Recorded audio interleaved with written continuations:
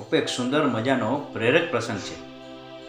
એક નદી કિનારે એક સંત મહાત્મા ધ્યાનમાં બેઠા હતા અને ધ્યાનમાં બેઠા બેઠા એ પોતાના મુખમાંથી શબ્દો ઉચ્ચારતા હતા અને શબ્દો હતા, તમારે જે જોઈએ એ મળશે, તમારે જે જોઈએ એ મળશે।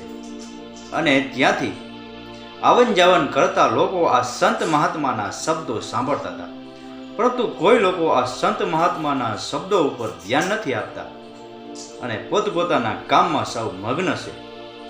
અને એમ કરતા કરતા સંત મહાત્મા બીજે દિવસે પણ પોતાના ધ્યાનમાં બેસી ગયા। બીજે દિવસે પણ સંત મહાત્માએ ધ્યાનમાં બેસી અને પોતાના મુખમાંથી શબ્દો ઉચ્ચારવાનું શરૂ કર્યું કે જે જોઈએ તે મળશે, જે જોઈએ તે મળશે। અને બીજે દિવસે પણ લોકોએ આ સંત મહાત્માને આ રીતે બોલતા જોઈ અને એના વાતમાં ધ્યાન નથી આપ્યું અને પોતાના કામમાં સૌ લાગી ગયા।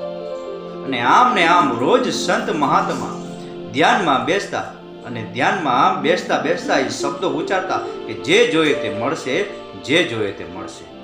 અને પછી તો રોજ લોકો આ સંત મહાત્માને પાગલ સમજવા લાગ્યા, આ સંત મહાત્માને ગાંડા સમજવા લાગ્યા અને કહેવા લાગ્યા કે આ તો સંત મહાત્મા ગાંડા છે અને રોજે રોજ ધ્યાનમાં બેસી અને પ્રભુનું નામ લેવું જોઈએ, પરંતુ એ તો પ્રભુનું નામ લેવાને બદલે આવા શબ્દોનું ઉચ્ચારણ કરે છે।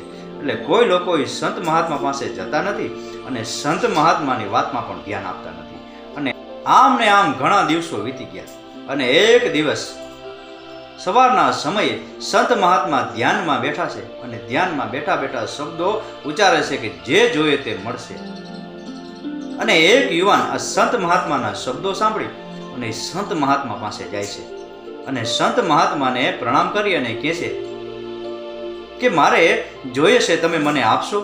તમે શબ્દોનું ઉચ્ચારણ કરશો કે તમારે જે જોઈએ તે મળશે, તો મારે એક વસ્તુની જરૂર છે, મને મળશે? એટલે સંત મહાત્માએ કહ્યું કે હા, જરૂર મળશે, તારે જે જોઈએ એ ચોક્કસ મળશે। અને એ યુવક સંત મહાત્માની પાસે બેસી ગયો અને સંત મહાત્માએ યુવકને પૂછ્યું કે તારે શું જોઈએ છે, બોલ? એટલે યુવકે કહ્યું કે મારે એક હીરાનો મોટો સોદાગર બનવું છે, મારે હીરાનો એક મોટો વેપારી બનવું છે।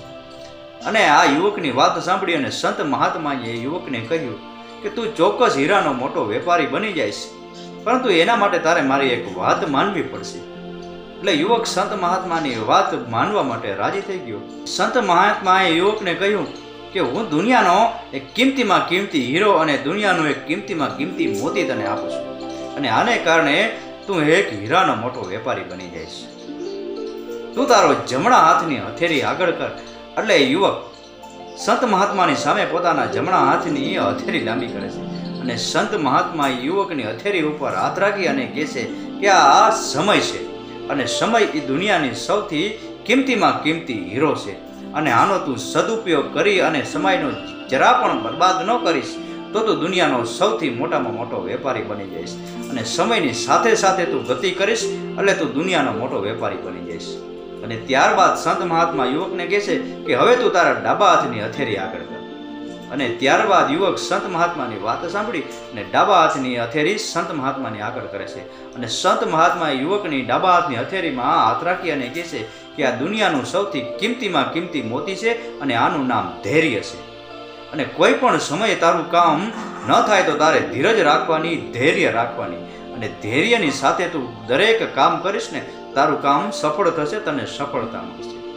આ યુવકને સંત મહાત્માની વાતમાં કંઈ ખબર તો ન પડી, પરંતુ સંત મહાત્માએ કહ્યું કે સમય એક એવો કિંમતી હીરો છે કે સમય પ્રમાણે જો આપણે કામ કરીએ તો ક્યારે પણ આપણું કામ વિફળ નથી જતું અને આપણે હંમેશા સમયની સાથે સાથે ચાલશું ને તો આપણું કામ 100% સફળ થશે।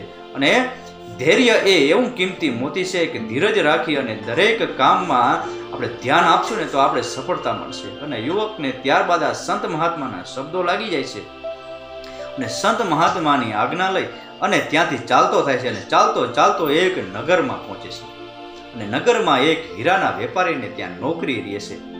અને સંત મહાત્માના જણાવ્યા અનુસાર એ યુવક સમયની સાથે સાથે કોઈ પણ પ્રકારનો સમય બરબાદ નથી કરતો અને એ હીરાના વેપારી સાથે સમયસર કામ કરે છે, સમયસર દુકાને આવી જાય છે અને પોતાના કિંમતી કામનો સમય એમાં વિતાવે છે।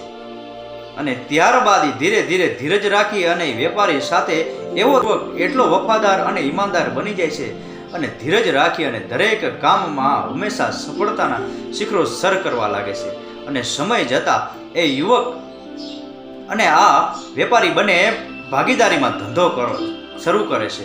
અને ત્યારબાદ આ હીરાના વેપારીને એક પુત્રી હતી અને બીજું એને કોઈ સંતાન નહોતું. અને આ યુવક સાથે પોતાની દીકરીના લગ્ન કરે છે અને પોતાની બધી સંપત્તિ એ યુવકના નામે કરે છે. અને થોડા સમય બાદ એ હીરાના વેપારીનું મૃત્યુ થાય છે અને બધી સંપત્તિ આ હીરાના વેપારી બનેલા યુવકને નામે થઈ જાય છે. અને ત્યારબાદ એ પોતાનો સુખી સંસાર એ હીરાના વેપારીની દીકરીની સાથે ગુજાવે છે. અને સંત મહાત્માએ બતાવેલા આ બે કિંમતી રત્નનો સમય અને ધીરજથી એ હીરાનો મોટો વેપારી બની ગયો. અને બાપા નાની એવી વાર્તા પરથી આપણે સમજવાનું કે આપણે સમયનો જરા પણ બરબાદ ન કર્યા અને સમયની સાથે સાથે કામ કરવામાં જો ધ્યાન રાખશું ને તો આપણે 100% સફળતા મળશે. અને સમયે કામ કર્યા બાદ આપણે થોડી ધીરજ અને ધૈર્ય પણ રાખવું પડે છે. અને ધૈર્ય અને ધીરજની સાથે કરેલા દરેક કામમાં આપણે સફળતા મળે છે અને આપણા મનમયના કામ સફળ થાય છે. આ નાનો એવો પ્રસંગ સમજાઈને વંદન. આપનો દિવસ શુભ રહે. મહાદેવ હર.